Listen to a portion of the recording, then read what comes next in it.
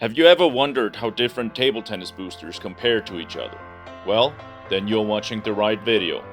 Welcome to the ultimate table tennis booster test by me, the Pong Professor.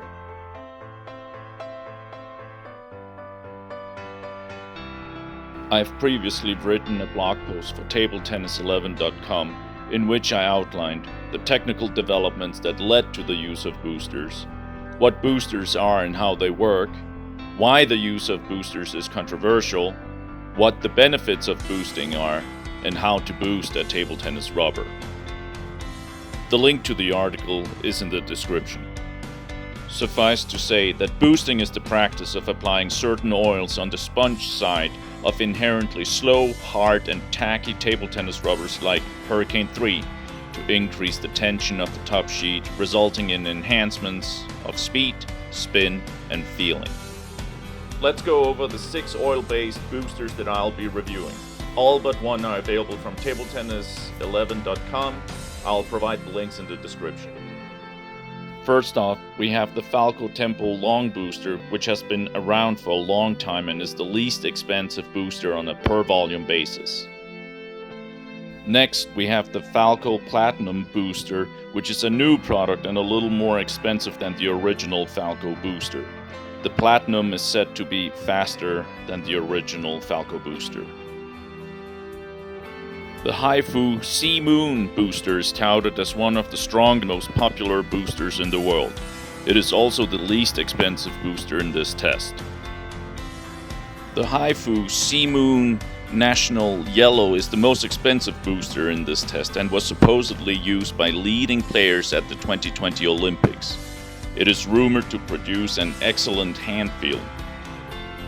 The Haifu Sea Moon National Black Booster is said to be used by leading Chinese players and result in much stronger friction power on the ball. The last booster in this test is the Kailin booster, for which there is relatively little information except that it is used by some provincial level players in China.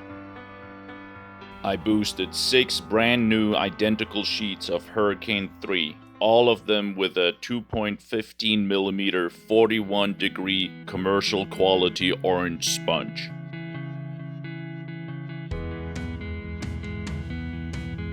Here is how I boosted all of the rubbers.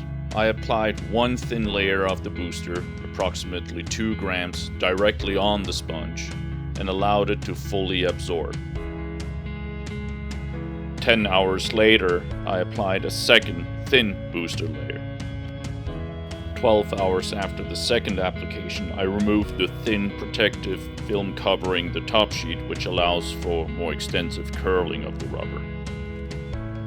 60 hours after the second booster application, I applied 3 layers of a strong water-based glue, letting each glue layer dry completely before applying the next layer.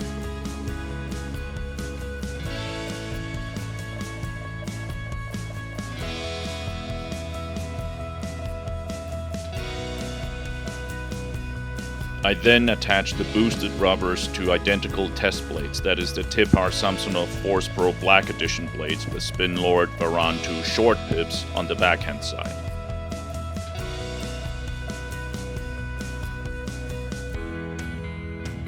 I also assembled a corresponding control setup with an unboosted Hurricane 3. Surprisingly, the boosters vary significantly in their physical properties.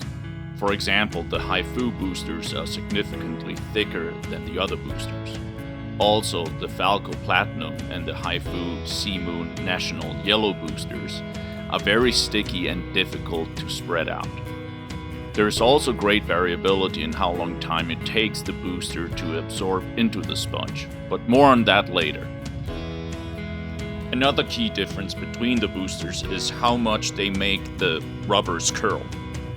Thus, the amount of curl with the Falco Long Term is medium, weak with the Falco Platinum, medium with the regular Haifu Sea Moon, extreme with the National Yellow version, strong with the National Black version, and medium for the Kailin booster.